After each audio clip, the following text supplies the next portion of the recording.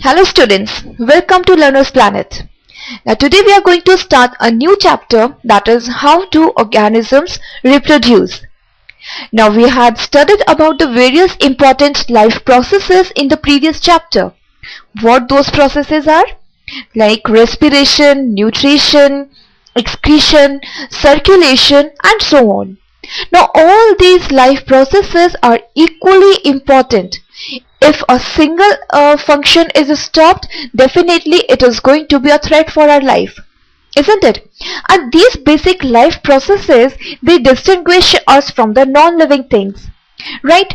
Now similar next process which is again important for the survival is the organism's reproduction. Now reproduction, basically it means the generation of new individuals. Right. Now in this process, as we are saying, it is of course an essential process, but it never means that in the absence of this process we cannot survive. We can survive, but definitely there will be a threat for the community, for the population, for a species, for the maintenance of our nature. Because this reproduction process is meant for the maintenance of a number of living organisms of a particular species as well as continuity of life on earth. Therefore, if this process is not taking place, then individually it might not have direct threat for the life, but definitely it is going to affect our surrounding. And this is the reason why the process is so important.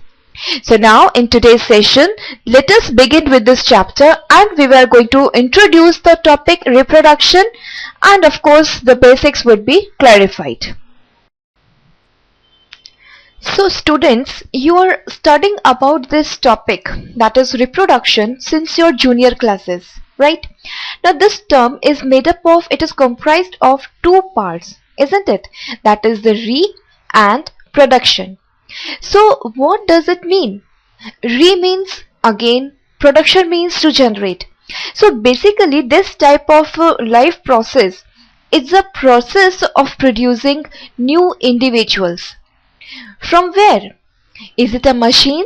It has to be manufactured? No.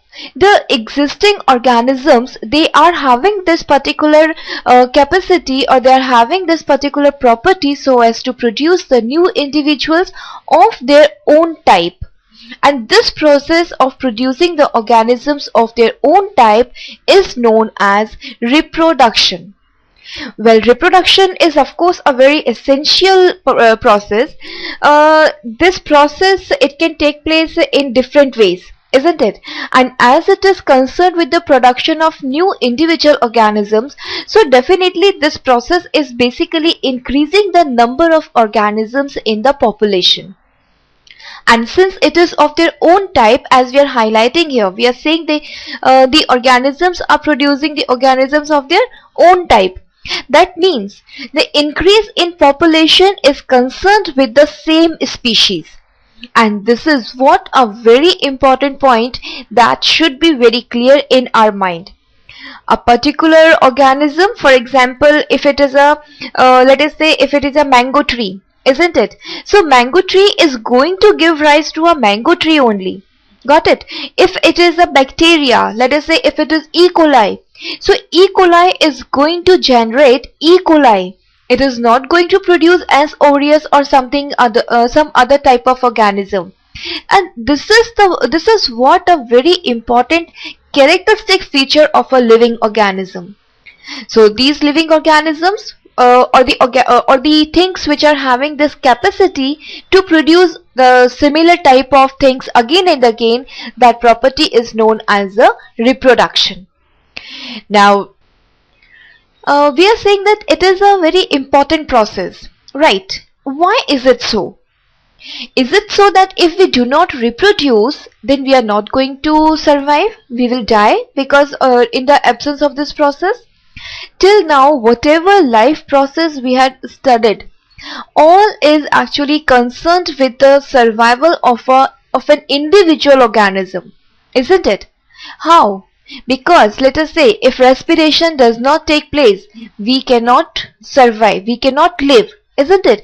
If our heart stops functioning, then the organism cannot survive. It will die. But it is not so with the process of the reproduction. If we are not reproducing, then it is not so that we will die. But if this is an important point now, then why we are saying it is of course an essential process? The reason is that because although individually we are not, it is not supporting the life, but our existence in the environment or on the earth is possible if this reproduction process in different organisms, in different species goes in a proper manner. The reason is that because if the number of organisms in the population is disturbed, then definitely our environment would be disturbed. For example, if suppose there are let us say no lions, isn't it?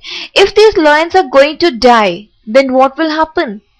The number of the organisms which are present in below category or the below trophic level, that will increase tremendously, isn't it? Now this is how they're increasing.